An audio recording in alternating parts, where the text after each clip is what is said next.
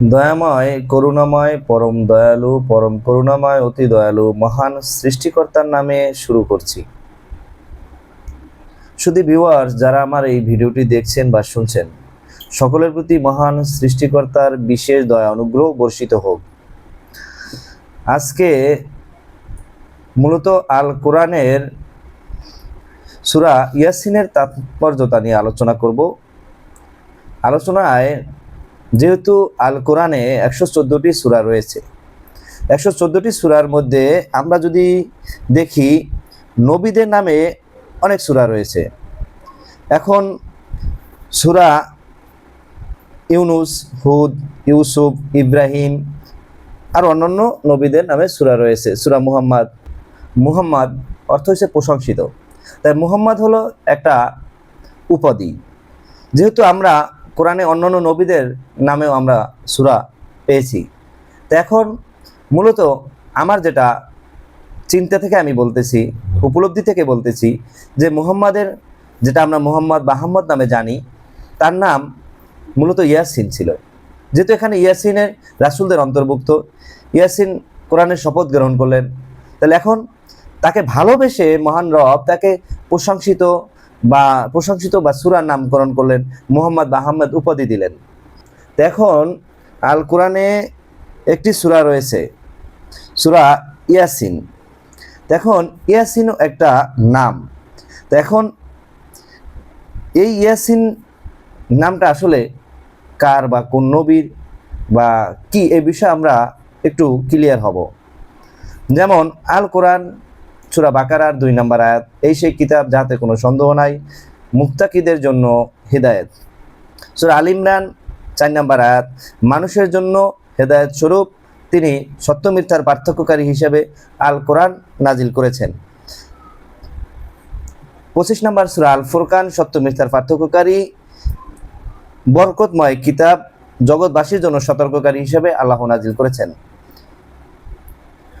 আল মুমিন 2 নম্বর আয়াত, মহাপরাক্রমশালী সর্বজ্ঞানী আল্লাহর পক্ষ থেকে এই কিতাব নাজিলকৃত।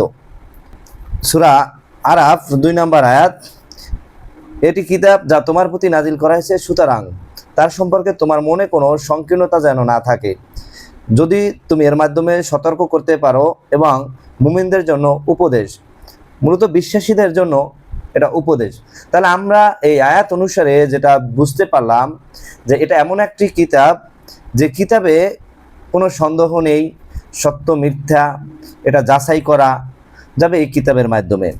তারপর আমরা যদি একটু ভেবে দেখি, সূরা ইউসুফের 12 নম্বর সূরা 2 নম্বর আয়াতে বলা আছে, নিশ্চয়ই আমি এই কোরআন আরবি কোরআন রূপে নাজিল করেছি যাতে তোমরা বুঝতে পারো। এখন শুধু ভিউয়ার্স, আমি আরবি ভাষা বুঝি না, যেহেতু এই আরবি বুঝতে আমার কাছে অসুবিধা। যারা এই আরবি ভাষায় পারদর্শী তারাই একমাত্র আরবি ভাষায় কোরআনটা বুঝতে পারবে। এখন আমার একটা প্রশ্ন, যে কোরআন বুঝতে হলে নিজ অনুবাদ সহ, যারা আরবি ভাষা না জানি, আরবি পড়তে না জানি, বাংলা ভাষায় পাঠ করাটাই উত্তম আমি মনে করি। তাই আসুন আমরা নিজ বাংলা ভাষায় কোরআন অনুবাদ পাঠ করি, কোরআন বুঝি। তো এখন যেহেতু মূল আলোচনায় ফিরে যাই, সূরা ইয়াসিন, নিশ্চয়ই ইয়াসিন একজনের নাম। তো এখন ইয়াসিন একজনের নাম, 36 নম্বর সূরা 1 নম্বর আয়াত। অবশ্যই আপনারা এই বিষয়টি আয়াতটি দেখবেন। তাই 36 নম্বর সূরা 2 নম্বর আয়াত, বিজ্ঞানময় কোরআনের শপথ। আমি এখানে একটু আরবিটা বলি, ওয়াল কোরআনুল হাকিম। অ্যান্ড হাকিম আমরা মনে করি যে একজন ডক্টর বা ডাক্তার, যিনি রোগ নির্ণয় করতে পারে, যিনি রোগ সম্পর্কে জানে এবং রোগের যে সমাধান তিনি সেটা জানে। তো এখন এই কোরআনের হাকিম একজন, তিনি হলেন ইয়াসিন। এখন ইয়াসিন কি করলেন, এখানে কোরআনের শপথ গ্রহণ করলেন। এখন আমরা পূর্বে থেকে জানি মুহাম্মদ সাল্লাল্লাহু আলাইহি সাল্লাম, তার প্রতি কোরআন অবতীর্ণ হয়েছে বা নাজিল হয়েছে।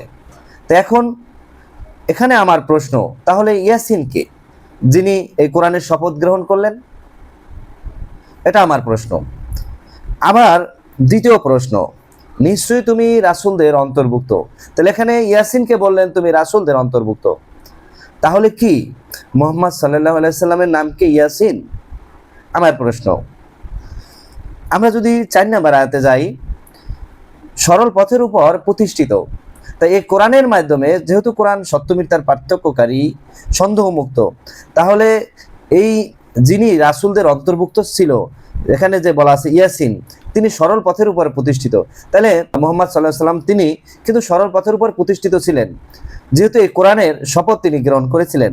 তাহলে এখন এখানে আবার একটা রেফারেন্স, যেটা হলো এই কোরআন মহাপরাক্রমশালী, পরম দয়াময় আল্লাহর কর্তৃক নাজিলকৃত। তাই দেখেন, আমার কেন জানি বারবার আমি প্রশ্নবিদ্ধ হচ্ছি। কি প্রশ্নবিদ্ধ? এখানে ইয়াসিন তিনি কোরআনের শপথ গ্রহণ করলেন, তিনি রাসূলদের অন্তর্ভুক্ত, তিনি সরল পথের উপর প্রতিষ্ঠিত, তিনি আল্লাহর পক্ষ থেকে এই কোরআন নাজিলকৃত। তো এখন তাহলে মুহাম্মদ সাল্লাল্লাহু আলাইহি সাল্লামের নাম কি ইয়াসিন ছিলেন? যেমন আমরা অনেকেই জানি, বলে যে আলামিন, বিশ্বাসী। তাই মুহাম্মদ সাল্লাল্লাহু আলাইহি সাল্লামের নাম বিশ্বাসী রূপে করা হয়েছে। বিভিন্ন নবীর এক একটা আদর্শ বা এক একটা গুণবলীর উপর আমরা অনেক কিছু প্রশ্ন বা উত্তর আমরা করি। তাহলে ইয়াসিন কি মুহাম্মদ সাল্লাল্লাহু আলাইহি সাল্লামের নাম ছিল? এটা আমার প্রশ্ন। এখন আরেকটু আমরা যদি দেখি 6 নম্বর আয়াতে, যাতে তুমি এমন জাতিকে সতর্ক করো যাদের পিতৃপুরুষদেরকে সতর্ক করা হয়নি, কাজেই তারা উদাসীন। তাই ভেবে দেখুন শুধু ভিউয়ার্স, এই কোরআন দ্বারা আমাদেরকে, বা যখন মুহাম্মদ সাল্লাল্লাহু আলাইহি সাল্লামের যে জাতি ছিল তাদেরকে কিন্তু এই কোরআন দ্বারা সতর্ক করেছে, অন্য কোনো কিতাব দ্বারা কিন্তু তাদেরকে সতর্ক করা হয়নি। তাই পর্যায়ক্রমে, যেমন কোরআন কিন্তু পর্যায়ক্রমে আয়াত বা সূরা নাজিল হয়েছে, কিন্তু এখানে যদি আমরা আরেকটু দেখি 7 নম্বর আয়াত, অবশ্যই তাদের অধিকাংশের উপরই আল্লাহর বাণী অবধারিত হয়েছে, ফলে তারা ঈমান আনবে না। এখন নিশ্চয়ই আমি তাদের গলায় বেড়ি পরিয়ে দিয়েছি এবং তা চিবুক পর্যন্ত, ফলে তারা ঊর্ধ্বমুখী হয়ে আছে। এখন শুধু ভিউয়ার্স, এখানে আরেকটি প্রশ্ন, যে এই কোরআন দ্বারা মুহাম্মদ সাল্লাল্লাহু আলাইহি সাল্লাম মানুষকে সতর্ক করেছেন। এখন আমরা যদি একটু ভেবে দেখি, কোরআনে একটা সূরা আছে আল কাফিরুন। তো এখানে কাফিরুন সূরাটা কেন হলো? যে মুহাম্মদ সাল্লাল্লাহু আলাইহি সাল্লামের যখন এই কোরআন তার কাছে নাজিল করলেন, অবতীর্ণ করলেন আল্লাহ, তখন কিন্তু ওই জাতিতে কিছু লোক ছিল, তারা অস্বীকার করেছে, অনেকে অধিকাংশই অস্বীকার করেছে। আর এখন আমরা কাফিরের আরবি যেটা আমরা জানি, মানে বাংলা যেটা অস্বীকারকারী।